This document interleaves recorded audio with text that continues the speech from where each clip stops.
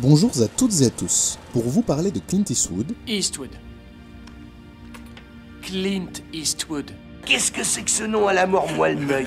J'ai choisi de revenir sur son premier film, parce qu'un premier film peut être fait de différentes façons. Dans le cadre d'une commande studio, le réalisateur devient alors un yes man au service de la version du studio.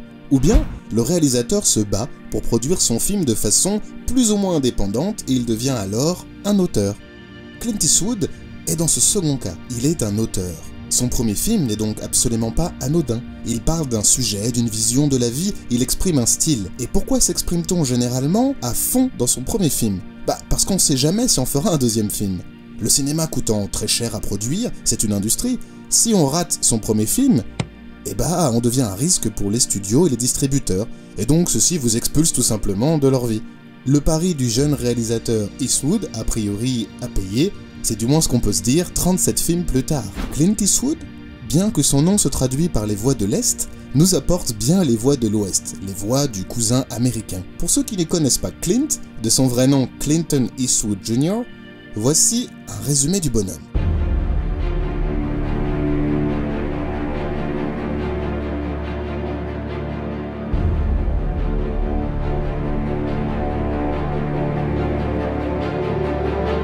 Mais tout ça, bien sûr, ça a bien dû commencer quelque part. Pour Clint Eastwood, c'est en 1971 que tout a changé pour lui, parce que c'est la sortie de son premier film, Play Misty for Me, ou, dans la version française, Un frisson dans la nuit. Comme dans beaucoup de films qui suivront, Clint joue dedans et il prend même l'un des rôles principaux.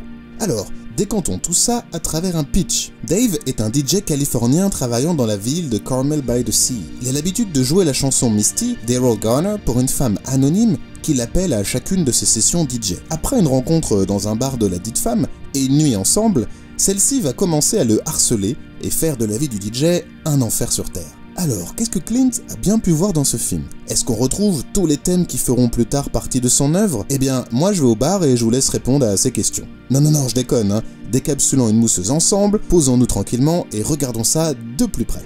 Pour son premier film, contrairement à beaucoup de jeunes réalisateurs, Clint avait un avantage. D'abord, son nom, qui avait été associé à beaucoup de succès. Et puis aussi un autre avantage, et pas des moindres, sa compagnie de production. Le scénario original de Joe Hyams, revisité par Dean Riesner, avait convaincu Eastwood et lui avait aussi permis de convaincre à son tour Universal de le suivre dans cette aventure. Et ça, c'est pas rien. Mettez-vous à la place d'un producteur. Eastwood, c'est la vedette d'un show télévisé de 6 ans, Ride, et de la trilogie du dollar, ces westerns qui font de lui un héros pour toute une génération. Et bien sûr, un héros pour toute une génération, ça veut dire pépette chez les producteurs. Si Eastwood joue dans son film, on sait que le film devrait au minimum rentrer dans ses frais. A priori, ça part pas mal, et c'est pour ça qu'il a dégoté un budget de 725 000 $. En comparaison, les budgets des films auxquels Eastwood participait en tant qu'acteur étaient tous supérieurs à 1,5 million $. Mais voilà, tous les succès de Eastwood étaient des westerns, et là, il part un peu sur un nouveau registre, ce qui est toujours un risque pour un producteur, d'où le budget pas mal, mais quand même pas top. Mais Clint Eastwood ne se laisse pas décourager. En fait, il est même plutôt ravi de cette situation. Son deuxième mentor, après l'énormissime Sergio Leone, s'appelle Don Siegel, avec qui il a tourné Les Proies. Eh bien, ce mentor lui a appris une leçon que le jeune Eastwood n'oubliera jamais. Tourner vite et tourner pas cher. Ce procédé explique d'ailleurs la longévité et la réactivité de Eastwood dans ses réalisations-productions. Alors comment se situe Play Misty for Me au box-office? Eh bien, comme vous pouvez vous en douter, on est à quelque chose de pas trop dégueu du tout, car ça a lancé sa carrière au cinéma. Avec 10 600 000 $, on a une rentabilité de plus de 1 sur 10. Bien joué Eastwood, à ce compte-là, tu aurais pu inventer le frisbee. Qu'est-ce que ces yeux gris pouvaient voir dans ce premier script comme matière pour enfin s'exprimer? Eastwood est avant tout un humanisme par bien des aspects. Vu le nombre d'accusations sur son côté réactionnaire, antiféministe et pro-violence, cela peut peut-être vous surprendre. Mais Eastwood sait sonder le cœur des humains. Regardez, dès le premier dialogue du film, on a un amour de l'humanité qui est crié là. Pas de chichi dans la façon de s'exprimer, la traduction des émotions est simple comme un poème réussi. Eastwood présente bien les enjeux entre les gens. On ne découvre jamais par exemple à mi-parcours un twist sur un projet caché, une personnalité qui se révélerait à nous. Comme dans le cinéma américain de l'âge d'or, les personnages sont bien campés. Et comme il aime que les personnages soient eux-mêmes, sans surprise, Il ne surligne que rarement les traits d'un personnage par le scénario, il le fait plutôt par le physique. Les deux actrices sont opposées en tout point, par exemple dans Play Misty for Me. Il y a très doux versus très dur, blonde versus brune, cheveux courts versus cheveux longs. Un autre fait un peu surprenant, Evelyn, la harceleuse de l'histoire, n'est jamais vraiment présentée comme charnelle, de sorte qu'on voit le piège venir petit à petit sans tout à fait comprendre pourquoi le personnage n'arrive pas à s'en défaire. C'est vrai, elle inspire jamais au personnage une vraie obsession. Cela permet de faire passer l'idée que le chasseur croit chasser, mais qu'en fait il devient une proie. Dès son premier film, Eastwood met donc à mal l'idée qu'être un Don Juan est la meilleure attitude possible. Son personnage de DJ est plein de contrastes, dépeint dans ses contradictions. Clint Eastwood s'inspire ici d'ailleurs de sa propre expérience. Plus jeune, il a été harcelé par une femme plus âgée que lui. Du coup, Eastwood fait en sorte qu'on se sente un peu mal pour le personnage, tout en étant sûr qu'on pense bien que ce qui arrive au personnage est un peu de sa faute quand même. L'attitude globale du personnage l'a mis dans cette position. Eastwood, en artiste, nous oblige donc à affronter le problème sans qu'on puisse trouver de réponse morale un peu simpliste. C'est d'ailleurs assez intéressant comme procédé. Enfin, on parle souvent de la fameuse hypermasculinité de Eastwood. Suck me, beautiful. Il s'agit en fait plus d'un mythe, selon moi, que d'un fait démontrable. En tant que réalisateur, Eastwood n'a pas du tout peur de déconstruire cette image de l'homme invincible en se mettant un peu en danger. Tiens, regardez là. Est-ce que Eastwood il a l'air d'être vraiment l'homme invincible? Et d'ailleurs, petite interlude pour vous dire que je mets en relation le slip de Eastwood là, avec celui de Sigourney Weaver ici. Et d'ailleurs, si vous êtes intéressé, on a fait toute une présentation du slip au cinéma que vous pouvez retrouver là, en haut à droite de l'écran, en cliquant dessus. On commence à comprendre pourquoi Eastwood n'a pas de problème à se mettre en scène. C'est une vraie façon de faire passer un message, de corriger le tir sur ce qui est le plus important.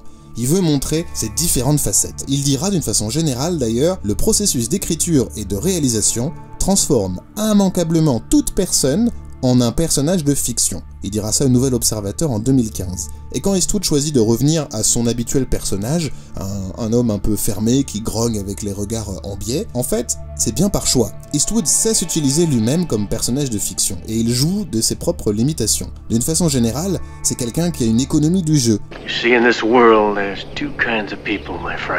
Eastwood sera jamais un Shakespearien. Il donne plutôt dans ce qu'on appelle « learn the play », comme par exemple Steve McQueen. Même avec le grand Sergio Leone, il demande à couper des lignes de dialogue pour passer les émotions avec son visage plus que par les mots. Dans Un frisson dans la nuit, il joue un DJ. Et dans le reste de sa filmo d'ailleurs, il joue souvent aussi un artiste, ou une sorte d'artiste en fait, un expert de quelque chose, d'une pratique.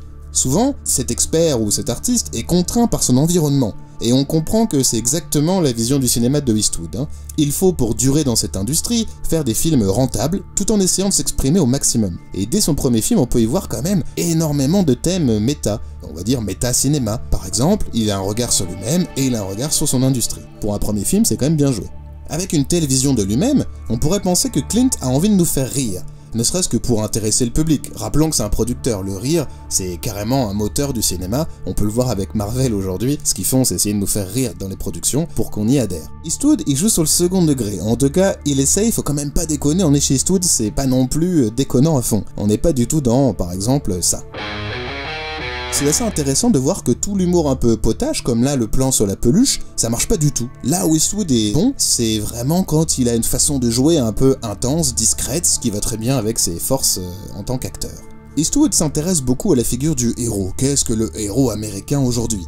C'est la question qu'il se pose à travers en fait tous ses films quasiment à chaque fois. Et bien sûr, son premier film n'y échappe pas du tout à se poser cette question. Un héros, c'est quelqu'un d'ordinaire qui fait ce qu'il doit faire dans le but de servir à un plus grand intérêt que le sien. Dans ce film, on peut dire que la vision du héros est timide. Cet homme refuse de nuire à une femme qui définitivement lui empoisonne la vie. Ceci dit, il fera quand même ce qu'il faut pour protéger la femme qu'il aime. C'est finalement plus la mutation d'un homme que l'on suit, c'est l'homme qui se définit lui-même ou pas comme un héros ou qui essaie de trouver sa propre place. C'est ce questionnement du personnage qui est intéressant. Mais tout intéressé par l'humain qu'il soit, Eastwood dans ce premier film commet une série de petites erreurs. Sinon, comment justifier que par exemple son personnage aime tellement sa Toby un soir de pleine lune sur la plage, comme si la femme de ménage ne venait pas de se faire lacérer par la Evelyn complètement folle? Il faut avouer qu'on fait mieux en termes d'humanisme et de figure du héros. C'est peut-être une petite maladresse de mise en scène. Et au fond, on comprend que dans le cinéma d'Eastwood, le héros est aussi a un prétexte pour montrer d'autres personnages. D'ailleurs, Eastwood est censé être le héros de l'histoire, mais est-ce que c'est pas plutôt Evelyn qu'on voit dans le rôle central? C'est elle qu'on voit à l'écran et qui a du coup toutes les meilleures scènes à jouer en face de la caméra. C'est elle qui marquera les esprits en définitive, plus que l'acteur Eastwood dans ce film. Voilà la parfaite transition pour parler de la caméra chez Eastwood. Alors, on a déjà fait un sacré tour d'horizon des thèmes chez Eastwood. Il est clair qu'Eastwood aime parler des humains, de leur complexité. Et comment cela se traduit dans sa mise en scène en fait, hein? Monsieur Eastwood, comment vous faites? Chez Clint, on remarquera que la caméra vous surprend rarement. Il fait preuve d'un classicisme à toute épreuve. Oui, et ça c'est un peu dommage d'une certaine façon. C'est un peu toujours ce que j'ai pu reprocher à son cinéma. D'un autre côté, le sens de la composition du coup est toujours impeccable, comme ici. Et la caméra est maîtrisée et toujours au service des acteurs et de leur jeu, comme là par exemple, ou là. On y voit aussi un amour des petits détails, signe d'une envie de montrer que le cinéma est réel. Comme ici, par exemple, quand il y a le jeu des petits bouchons entre le barman et le DJ. Cela contribue à donner de l'épaisseur au personnage, et à rendre le film totalement réel. Bravo Eastwood, c'est réussi. Plus tard, dans un des plus grands succès de Eastwood, Sur la route de Madison, on y retrouve cette idée que le cinéma est fait de moments un petit peu tenus, tout en utilisant des codes du grand cinéma éternel. Eastwood utilise la grammaire du cinéma de façon très, voire trop logique. Comme ici, quand par exemple Evelyn devient folle, qu'est-ce que je veux dire par là? Un coup elle est en position de faiblesse avec la plongée, et puis elle devient en position dominante avec la contre-plongée. C'est vraiment classique comme façon de faire des films. Ou encore ici, avec un fondu sur le DJ qui rêve, et puis un fondu sur Evelyn qui rêve de lui. C'est une bonne grammaire du cinéma en miroir, encore une fois quelque chose de très classique. En fait, c'est dans les scènes les moins importantes qu'on trouve une caméra libre chez Eastwood, et notamment dans la scène du concert de jazz où Eastwood montre tout son amour au jazz. D'ailleurs, parlons-en du jazz. J'aurais pu le mettre dans les thèmes tant le jazz est présent dans le film. On retrouve le jazz à travers la scène du début, dans la bande originale, dans la vie du personnage, et aussi assez bizarrement dans la scène de fin, ce qui vient d'ailleurs complètement détruire l'ambiance du film, mais bon, on y reviendra. Eastwood, il a aussi un amour pour le sentiment d'espace et de liberté dans ce film, c'est assez hallucinant. Et oui, ce sentiment de liberté est donné par une caméra libre. On peut peut-être déplorer que cette liberté de la caméra est un peu gardée en fait pour les scènes de déplacement entre différentes scènes. On les retrouve dans la scène d'intro, il faut d'ailleurs signifier techniquement que c'est très bien stabilisé pour l'époque ce plan, et cette scène d'ailleurs nous rappelle une autre scène, voilà, vous aurez reconnu je pense le film. C'est Eastwood qui a insisté pour qu'on tourne tout le film à Carmel by the Sea et Monterey. Il voulait le film en décor réel. Et oui, ce sont des lieux qu'il maîtrise, donc déjà il peut le tourner pour moins cher parce qu'il sait exactement ce qu'il veut. Et puis, il a aussi insisté pour tourner dans le restaurant qu'il aime, c'est un de ses spots préférés. Ce film au final est un vrai guide touristique pour connaître la géographie de Eastwood, parce qu'il vit dans la ville où il réalise son premier film. Et d'ailleurs, cette vision d'Eastwood, on la retrouve aussi dans son amour pour la nature. Comme si c'était le lieu où l'homme est naturellement bon. Ça vous rappelle pas un peu de philosophie de Rousseau? Moi oui. Il y a un amour de la nature, du coup la ville est filmée plutôt terne et grise, tandis que la nature est pleine de contrastes et de couleurs. C'est un lieu de mystère, d'émerveillement. Et c'est pour ça d'ailleurs que quand il filme la séquence du festival de jazz, il a tendance à montrer que ça foisonne de vie et que c'est quelque chose de typiquement humain. Clint dévoile une caméra en immersion digne d'un documentaire là-bas. Désolé de revenir encore à cette scène, mais quand on y pense, c'est franchement un gros what the fuck à son scénar et sa réalisation cette scène, elle est complètement coupée du reste. Clint Eastwood, en bon amoureux du jazz, a tenu à filmer de nombreux artistes de jazz comme Cannonball Adderley, Johnny Otis et Joey Zawinul. C'est assez rigolo, hein, toutes les footages du film viennent du vrai festival de jazz de Monterey, qui a eu lieu en septembre 70 avant le film. Alors, tout ça est bien beau. Clint Eastwood a fait un beau film, bien maîtrisé, avec une caméra posée qui prend les bons angles quand il faut, des cassures de rythme un peu bizarres, et des tons un peu enjoués, on peut dire que c'est une vraie belle œuvre d'auteur. Il y a juste quelque chose qui me choque. Moi en tout cas ça me choque, et vous? Ce film est un thriller angoissant, et franchement, la réalisation ne le montre pas vraiment, surtout pendant les 3 premiers quarts du film. En revanche, le jeu des acteurs, lui, est quand même bien fait là-dessus. Il va vraiment nous faire monter petit à petit, on va sentir l'angoisse s'installer chez le DJ. Pour essayer de comprendre, voilà une phrase de Eastwood. Après m'être tapé la tête contre les murs pendant 17 ans, hanté les plateaux, influencé parfois par mes propres idées, les angles de prise de vue, j'ai vu des acteurs partir dans n'importe quelle direction sans être aidés, et que j'ai travaillé avec des réalisateurs bons ou mauvais, je suis arrivé au point où je me sens capable de réaliser mes propres films. Je me souviens de toutes les erreurs que j'ai pu voir, mais aussi des bonnes choses. J'en sais assez pour contrôler mes propres projets et obtenir ce que je veux des acteurs. Bon, Eastwood avait déjà une sacrée expérience en tant que directeur d'acteurs. Après, pour moi, ce n'est pas assez. Je n'arrive pas à ressentir l'angoisse sans aide de la lumière, de la bande son ou de la bande sonore. On a besoin d'éléments techniques qui nous aident à nous sentir en immersion. Le début et la fin du film en sont pourtant bien pourvus, avec ces vagues qui s'écrasent contre les falaises pour nous montrer l'angoisse et l'impuissance de l'être humain. On le retrouvera d'ailleurs au moment du climax.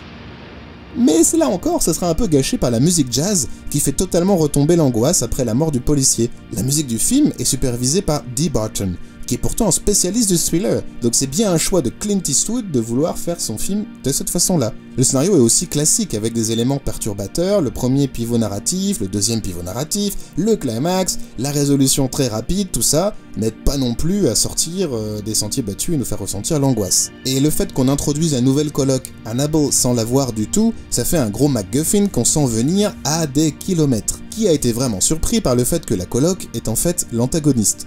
Dites-moi dans les commentaires ce que vous en pensez, moi c'était évident. Et oui, ce manque d'éléments techniques qui participent à l'angoisse se retrouve aussi dans les lumières. Bien que techniquement plutôt correct, avec quelques impairs d'ombre ici ou là, qui sont dus aux techniques d'éclairage de l'époque, faut quand même dire, et au petit budget, la pellicule étant beaucoup moins sensible, il fallait des lumières très directes pour les scènes de nuit pour bien les éclairer, et aussi le fait que Eastwood voulait tourner en décor réel plutôt qu'en studio, ça aide pas à mettre plein de lumière. Bref, les lumières de Bruce Surtees sont relativement neutres dans ce film. À part les scènes de plage où les partis pris est évident, on montre un rêve, on utilise un filtre type Black Promist pour faire ressortir les chatoiements et les brillances.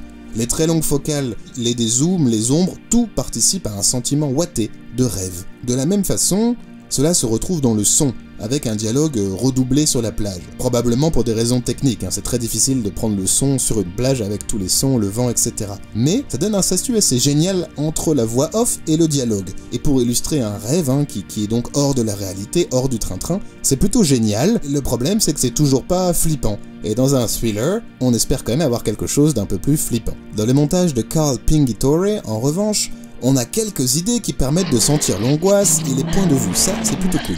Ici par exemple, elle est un peu comme un animal sauvage qui attaque rapidement, etc. dans la bataille finale aussi, ça marche plutôt pas mal. C'est même d'ailleurs presque surnaturel ces bruits de pieds autour, ça marche très très bien. Tout ça fait quand même pas du film un super thriller, ça fait un film d'auteur, de rêve, de voyage et d'expression.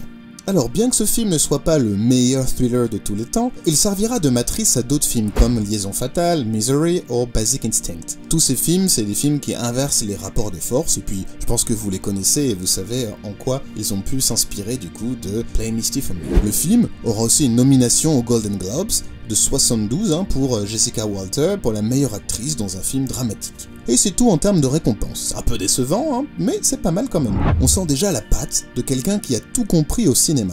D'un jeune réalisateur qui a envie de s'exprimer, de libérer la caméra, tout en offrant un bon spectacle. Dernier héritier du Hollywood classique, Eastwood passe ensuite son temps à nous parler de la figure du héros, qui est en constante évolution dans la société et aussi dans son cinéma. Ce film, en quelque sorte, est un concentré de Clint Eastwood, de ses thèmes et de ses obsessions. Play Misty for Me fait de Clint Eastwood un producteur-réalisateur à succès, et donc un réalisateur indépendant à Hollywood, ce qui est assez rare pour le souligner d'ailleurs. Et pour conclure, j'ai une phrase de Clint Eastwood qui me revient en tête. Ne serait-il pas formidable de faire des films jusqu'à 105 ans? Et pour cette phrase, j'ai envie de dire « Sacré Clint !» Merci à tous pour votre visionnage, n'oubliez pas de liker, de partager, de vous abonner et d'activer la cloche. Vous êtes pas bien là? Paisible, à la fraîche, décontracté du gland? Eh bien, vous trouverez en description un lien vers notre Tipeee pour nous soutenir si cela vous prend comme une envie de pisser. Moi, en attendant, je vais m'ouvrir une bière et je vous dis ciao!